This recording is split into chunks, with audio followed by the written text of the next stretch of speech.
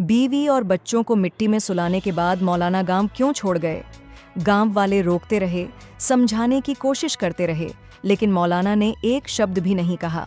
बस चुपचाप उस रास्ते पर निकल गए जहां से कोई लौट कर नहीं आता। अब पूरे इलाके में यही सवाल गूंज रहा है, क्या उनकी चुप्पी किसी डर का संकेत है या किसी गहरे राज का जो अब तक अंधेरे में छिपा था? बागपत ट्रिपल केस मास ने पूरे गांव की नींद उड़ा दी। 3 नहीं, शायद 4 मौतें और अब सीबीआई की दस्तक। कहानी वहीं शुरू होती है जहां यकीन खत्म हो जाता है। क्या मौलाना निर्दोष हैं या फिर वही इस कहानी के सबसे बड़े किरदार हैं? अगर आप चाहते हैं कि मौलाना के परिवार को न्याय मिले तो वीडियो को लाइक करें और चैनल को सब्सक्राइब करना न भूलें। इस कहानी में हर दिन निकल रहा है एक नया सच। जैसा कि आप जानते हैं, बागपत में इस वक्त डर और बेचैनी का माहौल है। हर तरफ सनसनी फैली हुई है क्योंकि मामला बेहद गंभीर है। जो कुछ हुआ उसने पूरे गांव को हिलाकर रख दिया। कहा जा रहा है कि मौलाना के पूरे परिवार के साथ बेहद निर्दयता हुई। जब पुलिस मौके पर पहुंची, दृश्य देखकर अधिकारी भी हैरान रह गए। घटना के बाद से गांव में सन्नाटा छा गया। हर घर में एक ही सवाल गूंज रहा है, आज मौलाना के साथ हुआ तो कल किसके साथ हो जाएगा? डर और बेचैनी की लहर पूरे गांव में फैल गई है। पुलिस ने अब अपनी जांच तेज कर दी है। लगातार पूछताछ और कार्रवाई चल रही है। इसी बीच गांव के 29 लोगों के खिलाफ रिपोर्ट दर्ज की गई है। ये सभी गंगलोई गांव के ही हैं जहां दर्दनाक घटना हुई थी। इन पर आरोप है कि पुलिस जांच के दौरान भीड़ ने झड़प की। कई पुलिसकर्मी घायल हुए, वाहन और अफसरों के कपड़े क्षतिग्रस्त हुए। पुलिस का कहना है, कानून की अवहेलना किसी को बख्शा नहीं जाएगा। मौलाना ने परिवार को अंतिम विदाई देने के बाद गांव छोड़।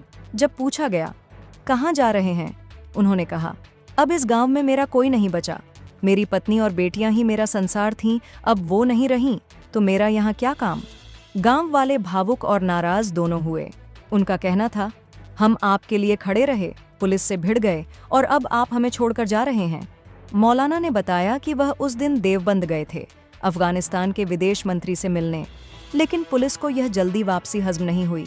पूछताछ के लिए बुलाया जाना था, लेकिन तभी एक सीसीटीवी फुटेज सामने आई जिसने कहानी की दिशा बदल दी। वीडियो में एक 16 साल का किशोर मौलाना के घर के आसपास घूमता दिखा। अगर ये फुटेज नहीं होती, मौलाना को हिरासत में लिया जा सकता था। गांव वालों की मदद से वह बच गए, लेकिन अब उन्होंने गांव छोड़ दिया और उनके जाने के बाद पुलिस ने सख्त कार्रवाई शुरू कर दी। जांच में अब 3 युवकों को बुलाया गया है जो तकनीकी मामले में माहिर हैं। पुलिस को यकीन है कि इन्हीं में से किसी ने वह कैमरा बंद किया था। गांव में अब सीबीआई जांच की मांग उठ रही है क्योंकि स्थानीय पुलिस पर भरोसा नहीं। अगर सीबीआई जांच होती है तो अब तक दबाए गए कई राज सामने आ सकते हैं। मौलाना अपने पैतृक गांव गए, परिवार की कब्रों पर श्रद्धांजलि दी और फिर अज्ञात स्थान की ओर चले गए। पुलिस उनकी लोकेशन पता करने में जुटी है। कुछ गवाहों ने बताया कि घटना वाली रात उनके घर के पास एक काली गाड़ी दिखाई दी। उस गाड़ी में 4 लोग थे, एक का चेहरा ढका हुआ था। जांच में साइबर सेल भी मदद कर रही है। कॉल रिकॉर्ड और लोकेशन की पड़ताल से दिशा बदल सकती है। पुलिस का कहना है, जरूरत पड़ी तो मौलाना तक पहुंचेगी। कानून के हाथ लंबे हैं, किसी को भी सच्चाई से भागना आसान नहीं। गांव में सन्नाटा है, लेकिन सवाल गूंज रहे हैं, कौन लील गया एक पूरे परिवार की जिंदगी? अब सबकी नजरें सीबीआई पर टिकी हैं। तो दोस्तों, आप क्या सोचते हैं, मौलाना सच बोल रहे हैं या उनकी चुप्पी के पीछे कोई गुप्त कहानी छिपी है? अपनी राय कमेंट में जरूर बताएं।